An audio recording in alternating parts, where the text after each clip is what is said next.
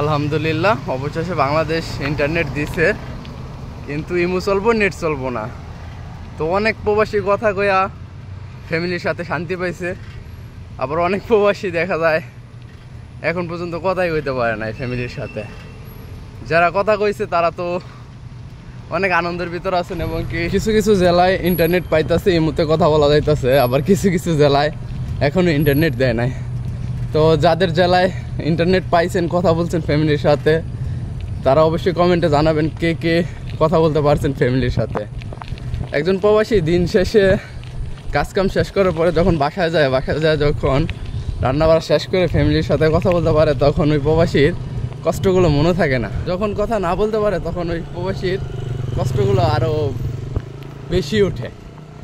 তো প্রবাসের মাটিতে যারা আছেন তারা হয়তো বা এই 5 দিন মনে হইতেছে 5 বছর এই প্রবাসের মাটিতে কাটাই ফেলছেন।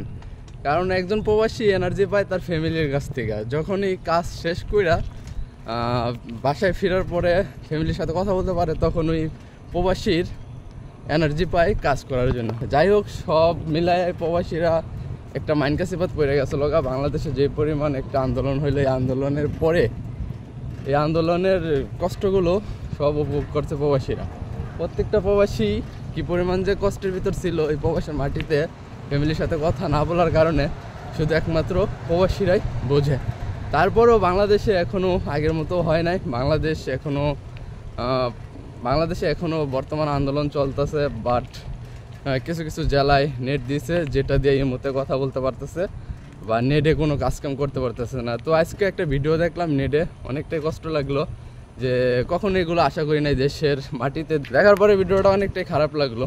তার মানে বোঝা যাইতেছে নেট দিলে অনেক কিছুই আরও আমরা ভবিষ্যতে দেখতে পারবো, বা দেখার অনেক কিছু আছে যেগুলো বাংলাদেশে গোপনে বা অন্ধকারে হয়ে গেছে। যাই হোক, দেখা যাক কি হয়, আল্লাহ ভরসা। তো যারা নেট পাইছেন, নেটের আনন্দে ভুলা যায় না বাংলাদেশের কথা, বিশেষ করে প্রবাসীদেরকে বলতাছি। তো সব ভালো থাকবেন, সুস্থ থাকবেন, আল্লাহ হাফেজ।